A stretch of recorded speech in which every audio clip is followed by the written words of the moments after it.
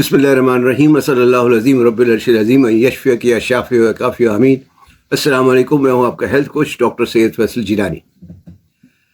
आसाबी खराबी या आसाबी कमज़ोरी को अंग्रेज़ी में नर्व डैमेज या न्यूरोपैथी असल में कहते हैं। इसमें अक्सर दर्द, सनसनाहट और पट्टों की कमज़ोरी जैसी अलामात ज़ाहिर होती हैं। आसाब शल से महसूस होते हैं, चूटियाँ जिस्म पर रेंगती जैसी महसूस होती हैं। इसकी मुख्तलिफ वजूहत हो सकती हैं, मसलन जिस्मानी चोटें वगैरह, डायबिटीज़, ज़ियाबितस या ऑटो इम्यून डिजीज़ वगैरह, जिसमें जिस्मानी मुदाफ़ती निज़ाम खुद के ख़िलाफ़ काम करने लगता है, यानी एक तरह की खुद सोजी होने लगती है। आज आपसे 7 ऐसे सप्लीमेंट्स के बारे में बात करेंगे जो आसाबी कमज़ोरी दूर करने में मददगार साबित हो सकते हैं।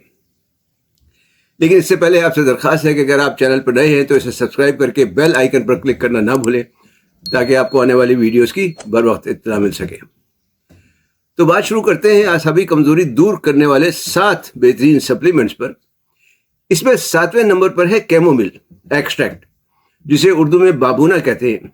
आमतौर पर लोग कैमोमिल की चाय ख्वाब आवर के तौर पर इस्तेमाल करते हैं, मतलब ये कि नींद लाने के लिए, नींद के लिए इस्तेमाल करते हैं।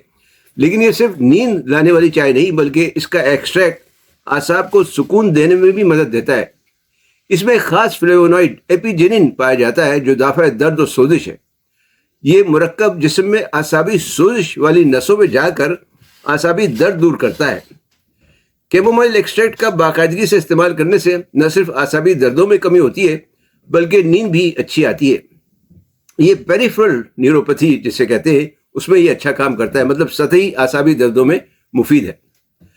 नंबर 6 पर है पेपरमिंट एक्सट्रैक्ट, पुदीने का एक्सट्रैक्ट या पेपरमिंट ऑयल। खास तौर पर पुदीने की चाय आमतौर पर हाजमे की खराबी और कब्ज वगैरह दूर करने के लिए इस्तेमाल की जाती है, लेकिन इसके तेल में मौजूद एक चीज़ होती है जो मेंथॉल कहलाती है।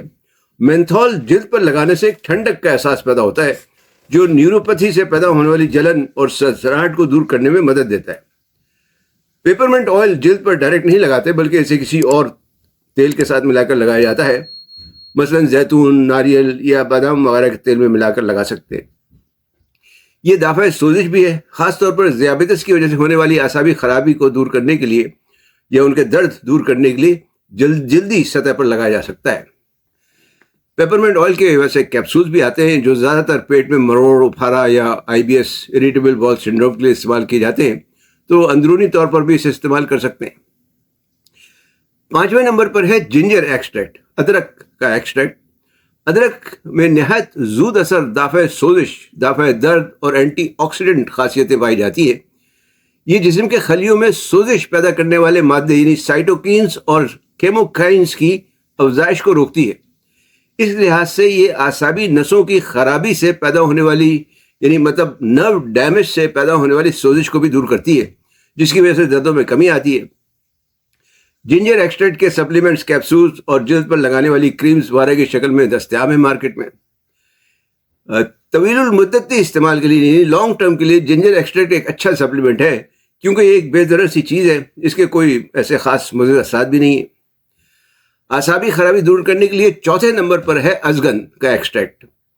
आयुर्वेदिक और यूनानी तिब में अजगन का इस्तेमाल मुख्तलिफ बीमारियों के लिए कई सदियों से होता चला आ रहा है।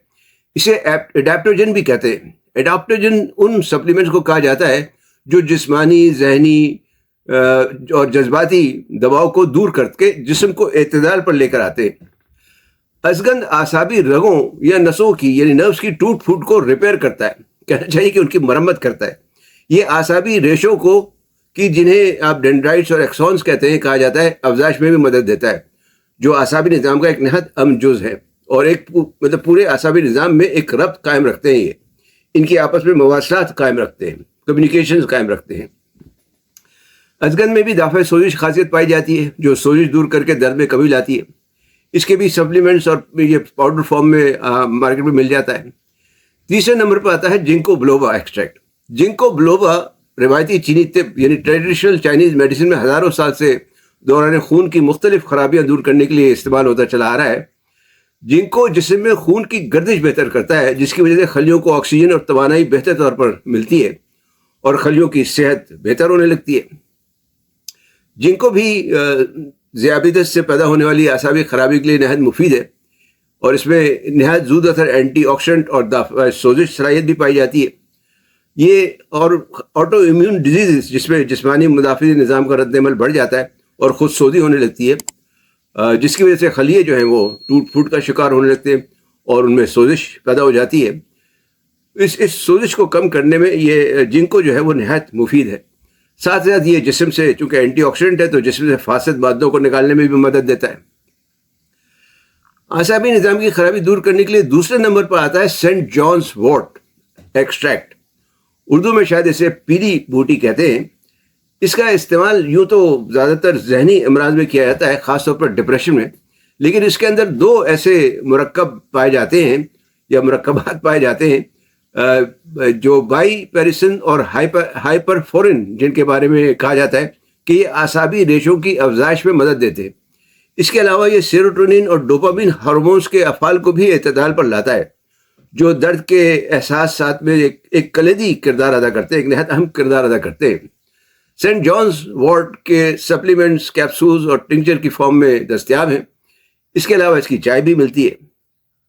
آخر میں اعصابی کمزوری دور کرنے کے لیے سب سے پہلے نمبر پر ہے ٹرمرک ایکسٹریکٹ، ہلدی کا ایکسٹریکٹ، جو کرکیومن کہلاتا ہے۔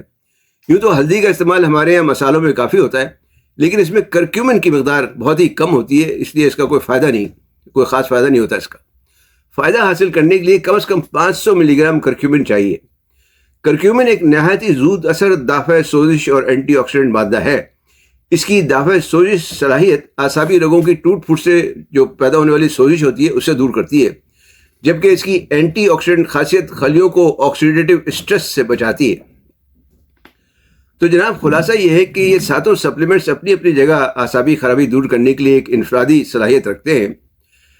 جہاں تک ان کے استعمال کا اور ان کی خوراک وغیرہ کا تعلق ہے تو بہتر ہے کہ ڈاکٹر سے پوچھ کر استعمال کریں یا بوتل پر دی گئی ہدایت کے مطابق استعمال کریں، کیونکہ یہ عام طور پہ تو اس کا کوئی مضر اثرات اتنے نہیں ہوتے۔ تو امید ہے یہ معلومات آپ کے لیے فائدہ مند ہوں گی۔ انہیں اپنے دوست احباب سے بھی شیئر کریں، علم پھیلانا بھی صدقہ جاریہ ہے۔ ویڈیو دیکھنے کا شکریہ، لائک اور کمنٹ کرنا نہ بھولیں۔ صحت مند، تندرست اور شاد آباد رہیں۔